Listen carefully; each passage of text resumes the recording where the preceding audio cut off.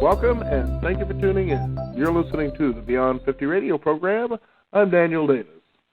Inner emotional clutter. That's one of those things that tends to stymie us when we want to live in the present moment and try to achieve our goals and find a way to be more mindful about what we're doing and more peaceful about the place that we find ourselves in.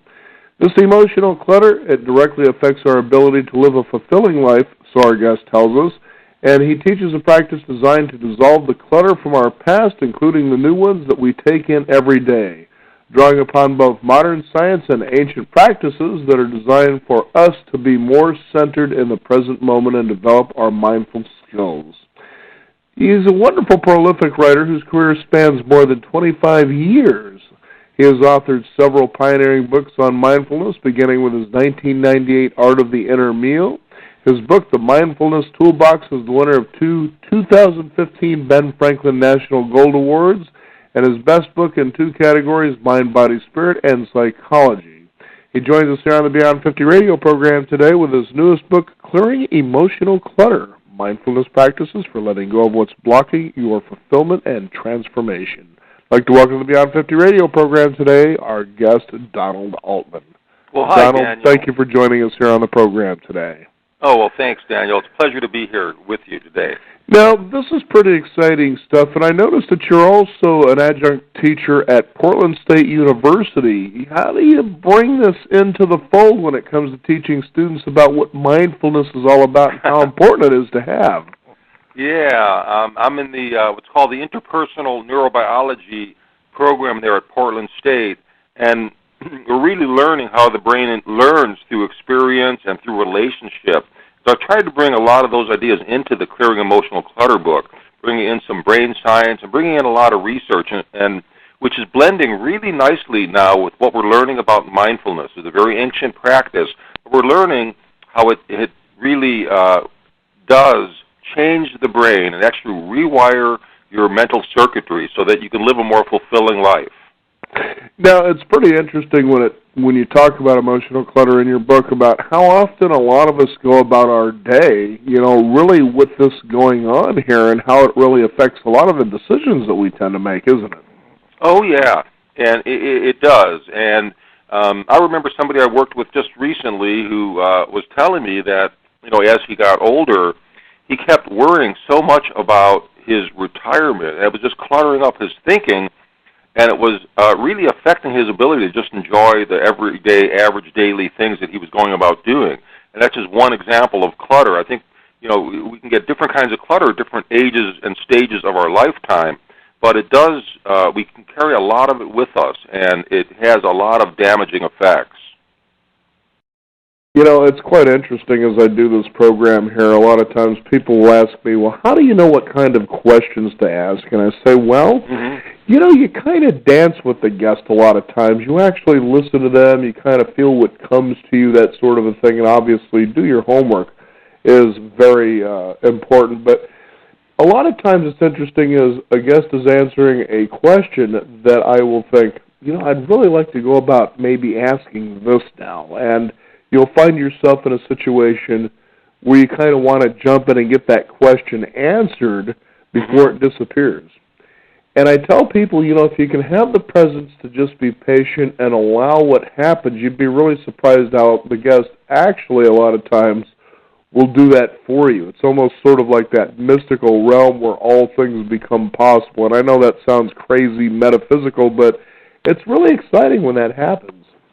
And I think a lot of it is just allowing yourself to be in the flow, and what's happening is that you're allowing yourself to listen. You're not just stuck on that next question, but you're opening up to listening. In fact, that's one of the things I talk about in this book, too, and for relationships, is how important it is for us to just kind of empty our cup a little bit so we can fill it up and listen to somebody. If you have a cup and it's filled, you fill it to the top with tea, there's no more space left. And I think some of us fill our cups up and we aren't available. And so that's kind of nice. And I'm happy to be in that with somebody like you who we can kind of do that experience of flow, and it's really a way of being present, and I love it. So thank you for mentioning that. Now, you talk about a term which I find interesting, and I think our listeners might even perk up when they hear this, interestingly enough, but you talk about inner Facebooking. Tell us about that. Yeah, inner Facebooking. You could also think of it as taking an inner selfie. Let me explain what I mean there. Facebook is a wonderful way to post for others what's happening in your life, right? Or we can see what other people are posting. And but in the same way, we're putting up posts in our own mind all the time about our beliefs and about our thoughts. And it's kind of a second Facebook, an inner Facebook that you're putting up.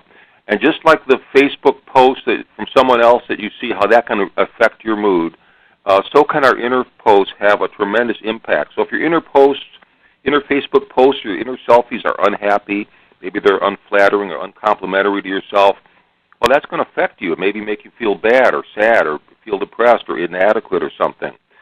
So I think it's really important to start noticing what are the inner Facebooking posts that we're putting up for ourselves and to become more aware of that. And I actually show how you can become more skillful. It's really a skill of just noticing when your mind is going off and putting up these posts. And to give you an example of that, there was somebody I worked with as a psychotherapist, and it was a woman who came into the office, and it was the initial session. So usually, I want to get a lot of broad information about their history and their past.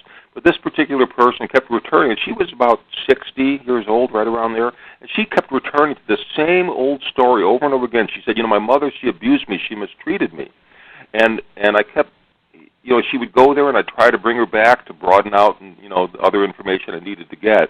And at some point, I asked her, I said, I noticed you go back to that story about your mother, and I know it's a very important story for you, and I want to hear more about it, but tell me, I'm curious, have you ever tried to count the number of times you tell yourself that story in the course of a day? And she paused, and she looked at me as if she had come out of a trance. And she said, wow, it's funny you asked it. I have tried to count how many times I tell myself that story, but I always lose track. And then she said something very powerful. She said, but I do notice that when I don't tell that story, I'm a lot happier, right? So here is a wonderful case of somebody who was putting up these inner Facebooking posts, and it was almost like a car caught in a rut, and the wheels kept spinning, and the same story kept repeating over and over in her mind, affecting her in a very negative way. What I like to have people do is, if you can start to notice that, then how about a story that told about a time when you were strong and you did something that exhibited a strength? Or how about a story that showed a time when you were calm? And so we also need to be aware of Facebooking, putting up those posts as well, not to get stuck in that rut, not to dwell. So I think one thing we can help people do is start to notice their strengths. And those are inner Facebook posts that can actually support us and encourage us and motivate us. I think that's well said. And you also bring up a really interesting point. And I've talked about this, I don't know how many times over the years, to see what is it about us inherently that we tend to, focus on the negative aspects of our personality. It's almost sort of like we're believing, for instance, we're trying to be humble, we're trying to have humility. Yet when our sports figures are out there and they're doing their thing, maybe it's on the basketball court, for instance, we want to celebrate their strengths, and we want to ride on those shoulders, when the clock is running out, we're down by one, throw it on their shoulders. That's the champ, that's the strength. This is the guy that hits, the three, for instance, whatever the case may be. But in our case, we don't seem to celebrate that very much. And I know you, in the realm of working with young adults especially, you must see this quite a bit. Oh, I do, actually. I find it very interesting. Even when I do workshops I do a lot of workshops for people in the counseling, psychology field, teaching them these tools so they can work with people. And what I've done in this book is given them directly to the people who can use them. And what I find is even in that group, I'll often ask them about their strengths, and many of them find it hard to recognize their own strengths, and they're in the healing profession. They're used to helping other people find their strengths, but they tend to either diminish or devalue or not want to. Yeah, it's almost like, well, it's kind of like, oh, I don't want to be bragging about that.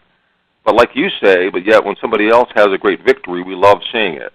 And so I think we're just maybe a very critical culture, but we can also have a very critical thinking pattern. And this might be an old pattern of thought, and that's one form of clutter, having old toxic thoughts. Now, I want your audience to think about something. I'll put something out there for your audience today, is that we can have as many as 75,000 thoughts in the course of a day. And scientists say we can have between about 25 to 75 thoughts per second. So the low range would be the 25 thoughts per second is 75,000 thoughts in the course of a day. And how many of those thoughts tell you something really very profound about who you are? How many of those thoughts are actually accurate thoughts, right? But many of them are just these conditioned, old toxic patterns of thought, habitual thoughts, maybe reactive thoughts that come up because there's a part of the brain that can get very reactive. So it's important to know that a lot of it is just our brain wiring, that we're wired to want to, for survival, right? And want it to notice potential threats, even perceived threats, things that may not really be there to harm us. And so what we can do is wire up the part of the brain that can also notice the good things and the positive things. Now, it takes longer to wire that part of the brain up. It's really interesting, isn't it? The part of the brain that is like the smoke detector in the brain, I call it. It's the part of the brain in the inner core of the brain that triggers the stress or, the fight and flight response, the stress response that is always on alert, and the smoke detectors are always turned on. But and something negative can happen, and we will remember that for a lifetime, perhaps, right? Because the brain's wired to do that, to protect us. But positive things that come along and pleasant memories, well, the brain says, we don't really need to remember that because that's not going to harm us or end her life, right? So it takes longer to actually focus and remember the positive things. So I actually want people to think about how you find joy. Let me give you that as an example.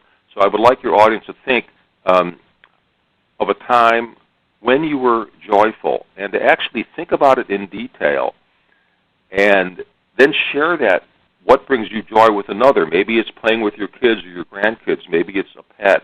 Maybe it's being in nature, taking a hike. And it's going to be different for everyone. But I want you to really recall that in detail and remember what that's like and what brought you joy, and share that story with another. That, if you spend time really thinking about it, that will encode that in your memory in a more positive way. It takes probably 10 to 20 minutes to encode a positive memory in as strong a way as one short little negative memory can do in maybe just a matter of seconds. So it takes a little extra work, but the benefit of that is we have that as a resource to draw upon. And so that's one way to overcome that. It's sometimes been called the negative bias in the brain, to overcome that. What's interesting, too, as you were describing that, is I was just thinking of the recent movie Black Mass, which is a story of the gangster Whitey Bulger out of Southie Boston. Yeah. Now, here's what's fascinating about this story, because for the first time, it kind of, I guess, becomes real, a story that I heard many years ago about choice. And the story that I had heard, quite simply enough, is there was a brother who ends up going to prison and another one who becomes a multimillionaire, both from the same family. They're within a year of each other in age. And they were both interviewed, and they came out with the same answer when asked, how did you come to be who you are? Why are you in this particular situation that you're in? And they both gave the same answer, because I didn't have a choice. The interesting thing about Whitey Bulger is he became one of the most notorious gangsters in United States history, and his brother become a United States senator. And you take a look at, for instance, the science of... Wow, Whitey Bulger's brother was a senator. He was the state senator of Massachusetts, wow, absolutely. Did not know that. And it's really fascinating to realize something like this, because you think, okay, how do two people coming from the same family have such tremendously radical different lives, especially when you consider the context of the situation? And epigenetics is one of those new sciences emerging that are telling us we are not bound by our genes like we used to think. Exactly, and this is where, and I actually have a chapter where I talk about family emotional clutter in the book, where I talk about epigenetics. Let me just explain to your audience what that means for a moment. So you have the genome, and our genes are kind of like a computer. That's the hard wiring. But you also have something called the epigenome. And epigenome, or epigenetics, means above the gene. That's how it's translated. And that's kind of like the software programming. It tells the genes what to do. And so depending on how you eat, we've learned this now, depending on what you eat, how you sleep, different sets of genes can turn on and off. And they actually turn on and off instantaneously throughout the day as we're interacting with others and the environment. And so this is a very fluid, dynamic system. And what they've also learned is that two people in the same family, even identical twins, for example, one might get cancer and the other's cancer-free. And they've actually shown now that through the daily experiences, those genes, the genetics have totally changed in those two different persons because of their experiences are different. And so it brings in the whole idea of responsibility and how intentional we want to be with our choices. And we actually are able to, the brain is actually a quantum environment, believe it or not. There are ion channels in the brain, and ions are particles that work at the quantum level, actually. And when you have an intention, it's your intentionality to do something. When you have an intention, that's what makes these ions move and causes the neurons to fire.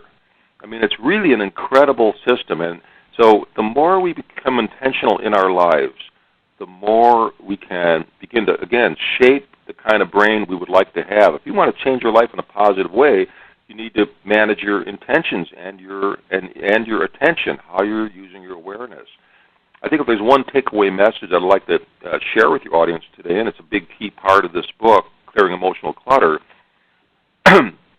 is that where you place your attention and how you use your intentionality actually rewires the physical structure of your brain. And it doesn't take a whole long time to do that, Daniel. Even just a few minutes a day can start to make a difference in changing that and also changing our epigenetics. So it's really incredible what we're beginning to learn about how our daily choices make a big difference. You know, I was just thinking as you were talking about this about the perfect ground for a lot of people, which is work, for being able to put a lot of what you're talking about here into practice. It's really amazing because, you know, we know that generally our inner worlds reflect outwardly, and that's our reality.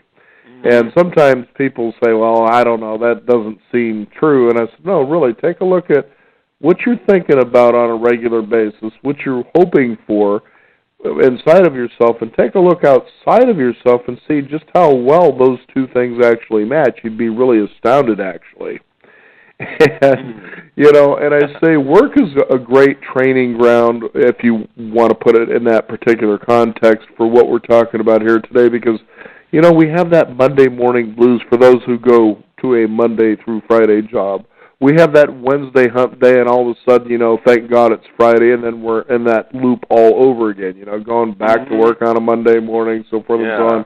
And you have yourself the perfect opportunity to begin to implement what you're talking about here when it comes to clearing emotional clutter. And one of the things you talk about definitely in the book is, you know, the development of friendships with real genuine attention, so to speak.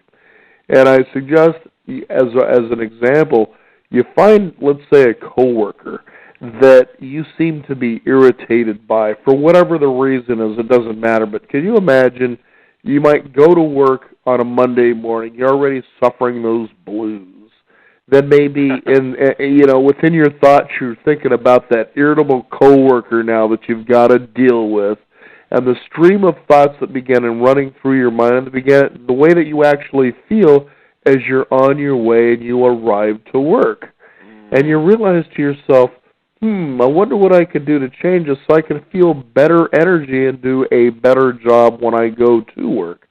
And I make the suggestion, try to find positive aspects of this particular person, bring those up as you engage this person, be genuine about it, and you'll realize all of a sudden this person's going to begin changing in your presence. And I say this is true because you have changed the way you want to experience this person. Therefore, the inner world creates the outer reality. I'll bet you've experienced that quite a bit in the kind of work that you do, especially as an instructor. Oh, absolutely. And I think what's really important is you're talking about changing your relationship to this moment and changing your relationship to how you're viewing that person and letting go of even your assumptions for a moment that you may have about that person. You know, one question I like to ask everybody in my workshops is, does anyone here have a difficult person in your life? And I've yet to see anybody who didn't raise their hand. I mean, everybody has some difficult person, and it might be at work, it could be in the family, it could be anywhere. And so we all have to deal with that. But what would it be like to set our assumptions aside, which is what you're kind of saying here, and to see this person in a fresh, new way, right? And to experience them with a sense of curiosity and to see them and to understand also, I think what also can help us understand and have compassion for others is to know that everybody has suffered. I mean, this person, this difficult person that's before you, they have endured suffering as you have.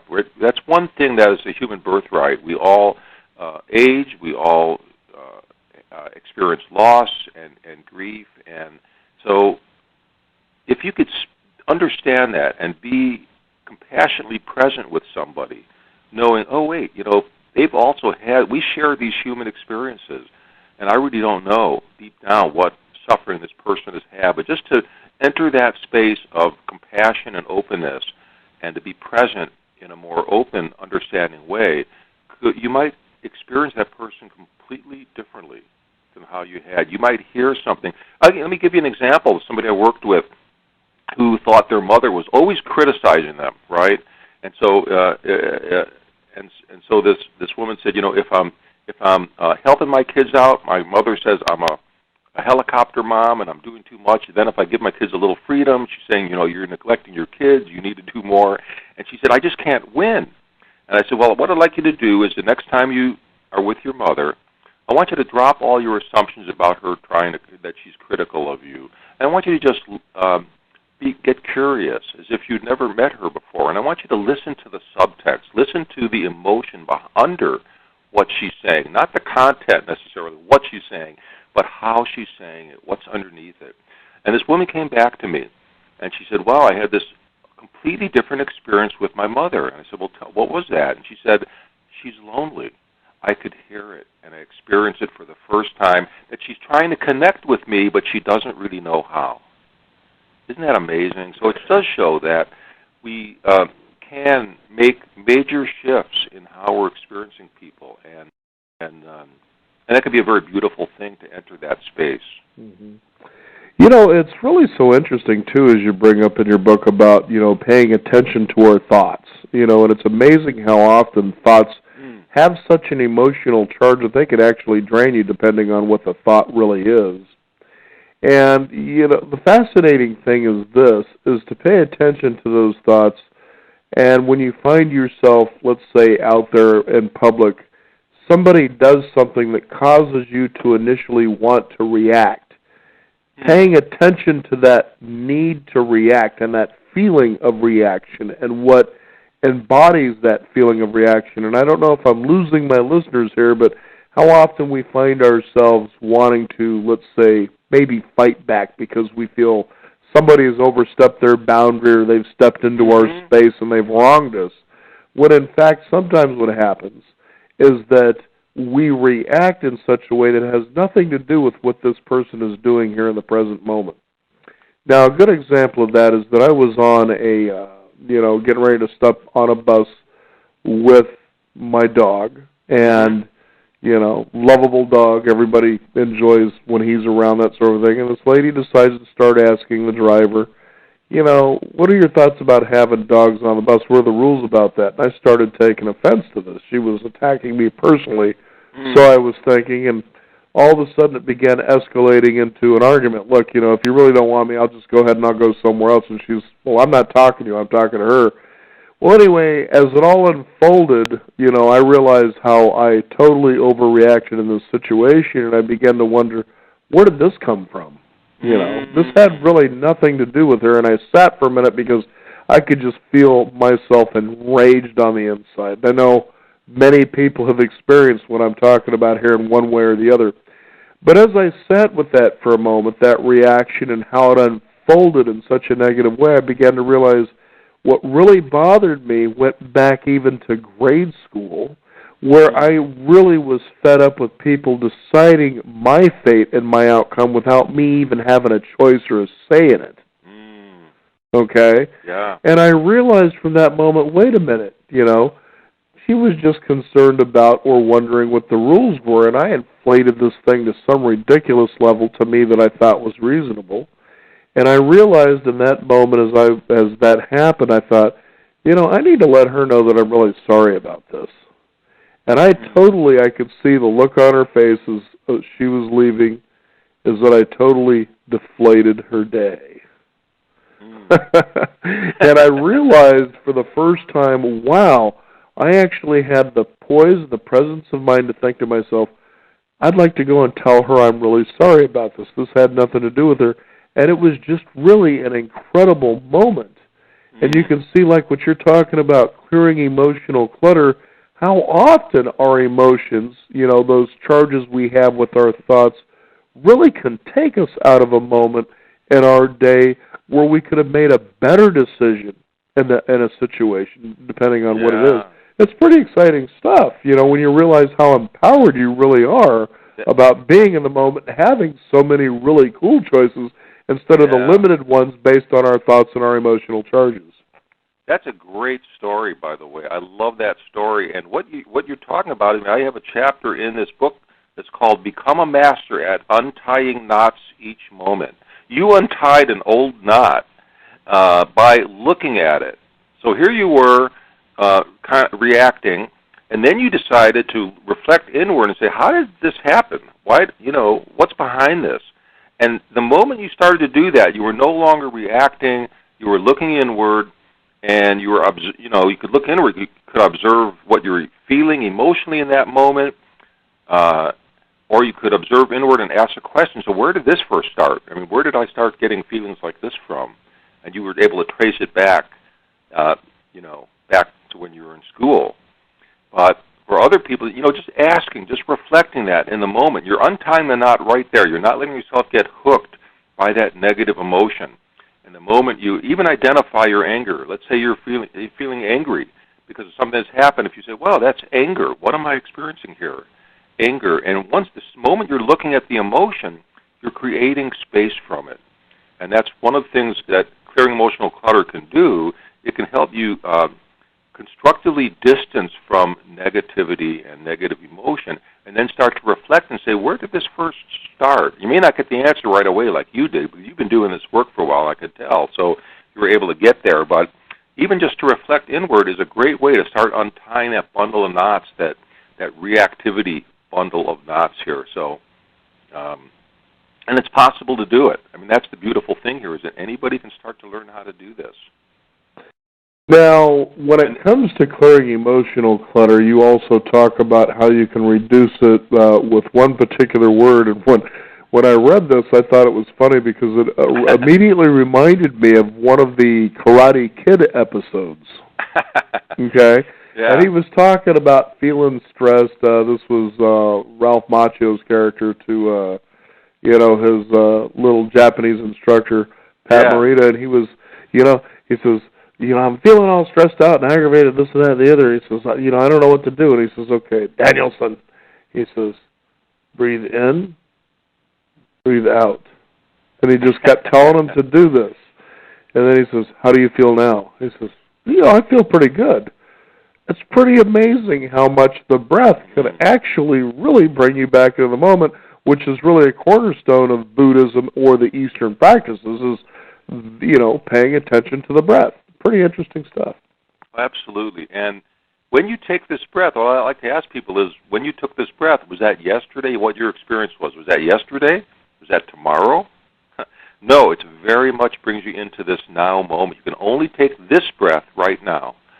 And so I think it is a wonderful, if I did have one word for reducing clutter, I would say breathe is one of the keystones of that. In fact, the Navy SEALs are taught, and I actually have a Navy SEALs breathing practice in this book.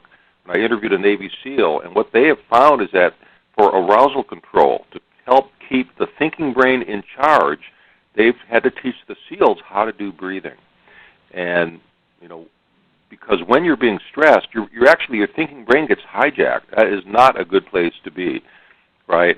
So in order to be able to think clearly and have clarity and rationally work with the problems you're facing, you need to regulate, and you need to calm down and quiet down that arousal system. And breath is the best way to do that.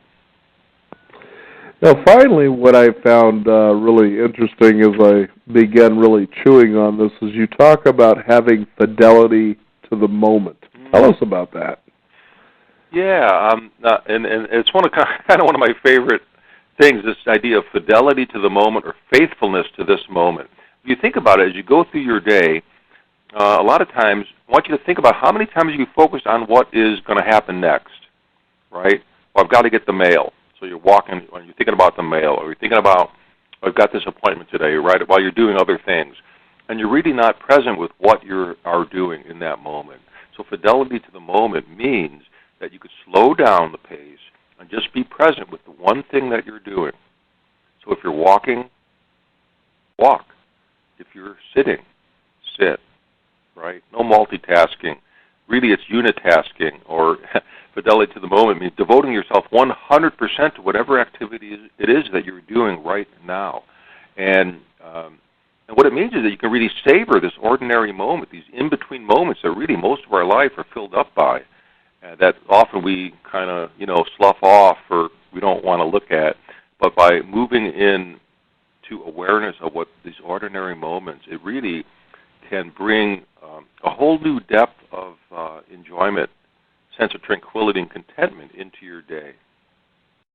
I'm glad you mentioned that. Yeah, it's just such a fascinating topic, and for the listeners out there, when you can engage in the simplicity of what we're talking about here, you will find astounding changes in your life, and it'll become very exciting. I know there was a time, for instance, when you're doing the mundane tasks of keeping your house in order, whether it's doing the laundry, the dishes, whatever it may be. I remember there used to be a time where my one foot was in there trying to get the job done, and my other foot was, I want to go and be doing something else. Right. I have found myself now over the last year or two where I'm at a point now where, let's say I'm in there and I'm doing the laundry, and I used to think, I could just go ahead and do this later, but I thought, no, we can go ahead and get this done now. Now let's go ahead and be doing this now.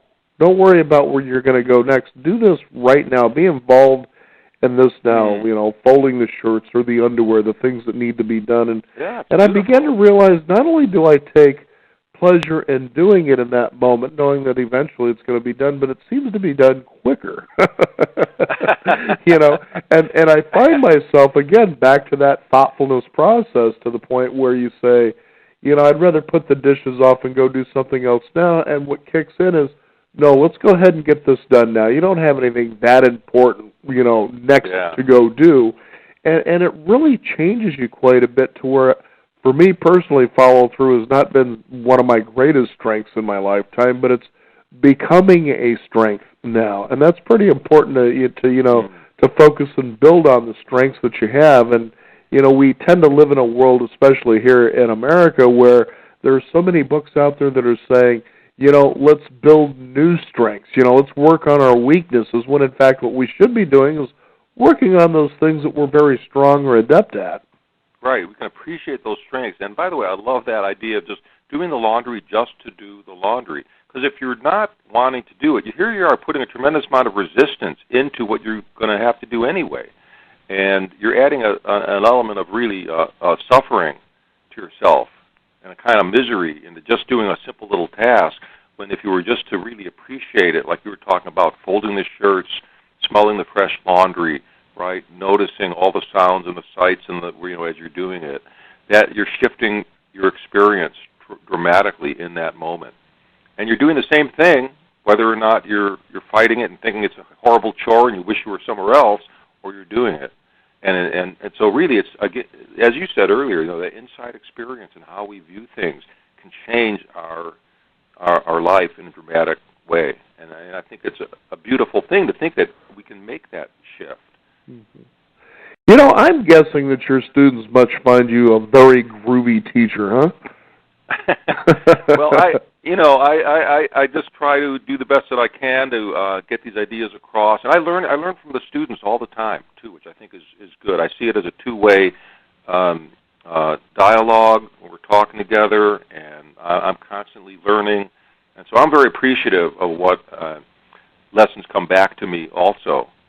But I really do like what you said about strengths too, that we need to appreciate our strengths. And again, this is not an ego exercise, like, oh, I'm so great. But you're looking at your strengths, you're just really trying to assess what is there and using what you have. And there's a great little exercise that I have in the book, and I have a series of lifestyle tools. I'd like to share this one, Daniel, about strengths. Yes, please. Which is to identify even one strength you have, and if you don't think you have a strength, think about what other people have said to you, and use one of the strengths that somebody else has said, even if you're not sure that's a strength. It probably is. And so find one strength, and then every day for the next week, for this week, find one way to apply that strength during your day. And then write down what you did at the end of the day, how you use that strength. So let's say your strength is you're a hospitable, welcoming kind of person. So maybe when you get to the office, you ask somebody, hey, can I get you a cup of coffee today? You do something hospitable. But write down every one of those at the end of the day. And at the end of the week, look at how you've used all those strengths and applied these little, in small ways, but made your life, changed how you felt about yourself, and also positively affected others.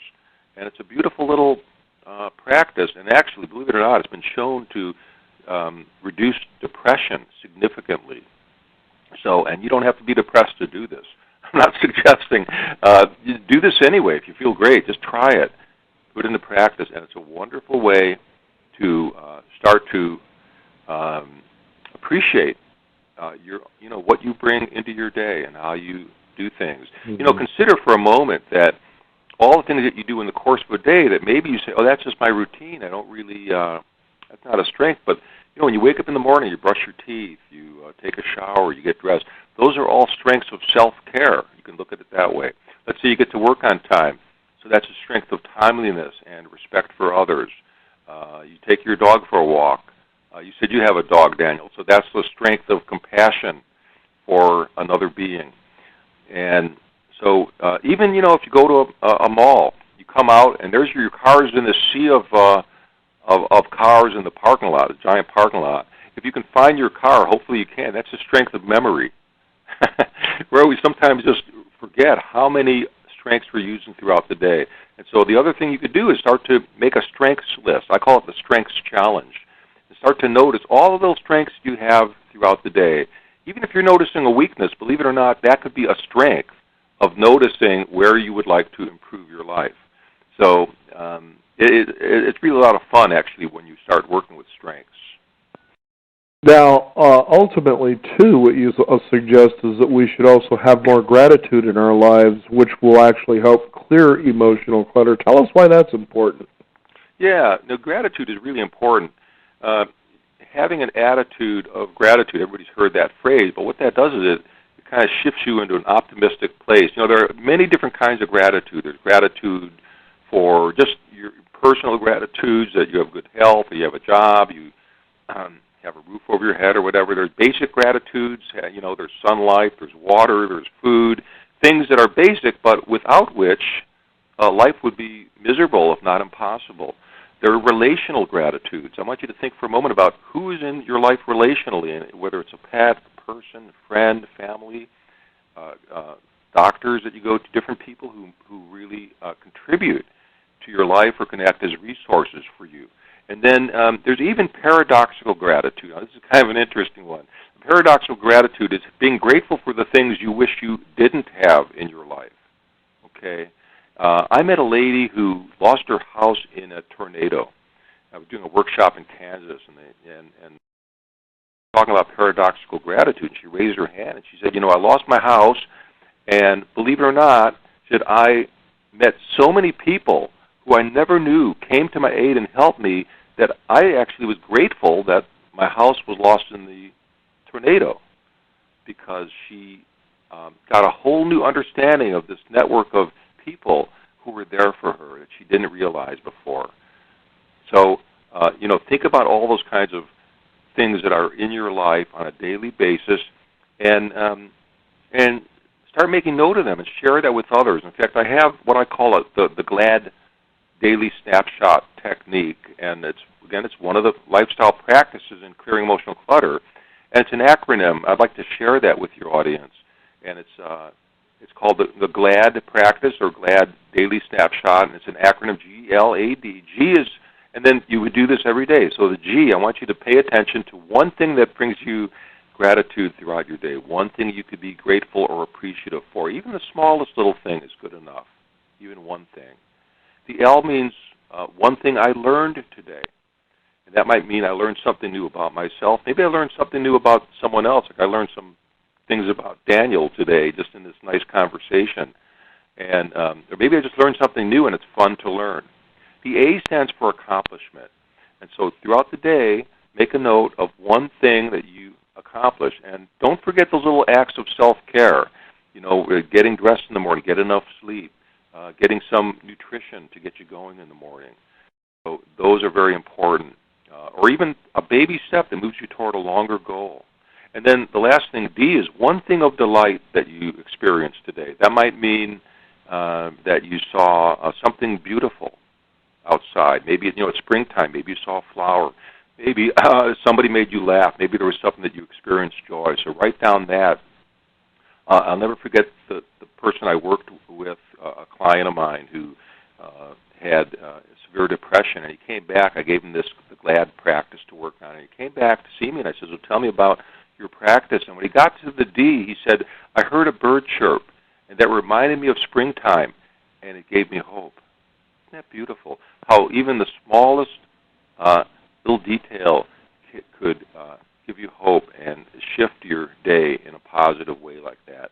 So then share your GLAD practice with your family. You could do it over at the end of the day. You could do it at dinner time. And you could even do it as a bookend in the morning and in the evening, do a GLAD practice. And it can be a beautiful way of creating a more positive outlook in life, removing clutter, because, again, clutter, you can remove clutter by where you pay attention. And so this is helping you pay attention to things that are positive, and also it helps you build relationships. So it's kind of a dual-purpose practice. And certainly an easy one is you get into the habit of doing it automatically. Oh, yeah. No, you're right. I think that's the whole key, is to get consistent with it so that it does just become a natural practice for you. So the idea of even just noticing something pleasant in your environment, every time that, and I try to do this myself, is every time I walk into a new space, a new room, I try to find one thing that's pleasant, a color, an object, a shape, or a sound. And then, every time if I walk outside, I'll look for that. If you step in your car, every time you step over a threshold, what you're doing is you're kind of retraining your brain over and over again to get out of that head, out of the busy clutter thoughts, and to get more present in the good, the decent, the beautiful things that are around you all day.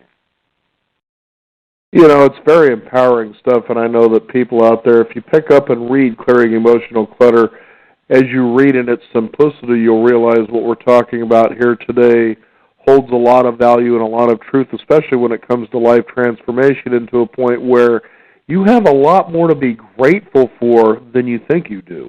And I'm reminded of the story of Warren Buffett, who actually was out on vacation. He was with Bill Gates and his wife, and they were in China, and they were on the Yangtze River, and he was, realizing here were these two guys with these poles that were, moving the boat along. That was what their job was.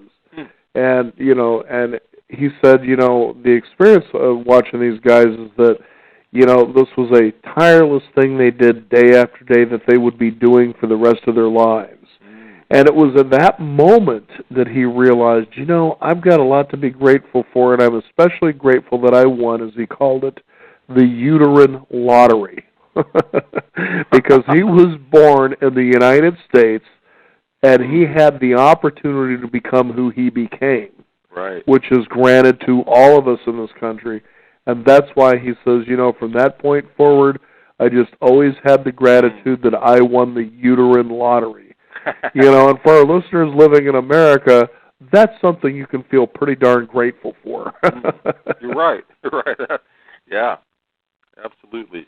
Oh, one thing you could do is always think about, and how there's maybe people that have it better off. There are going to be people that have it less off. Wherever you are in life, you can be grateful wherever you're at. I remember when I used to end my shows, wherever you are is where you should be.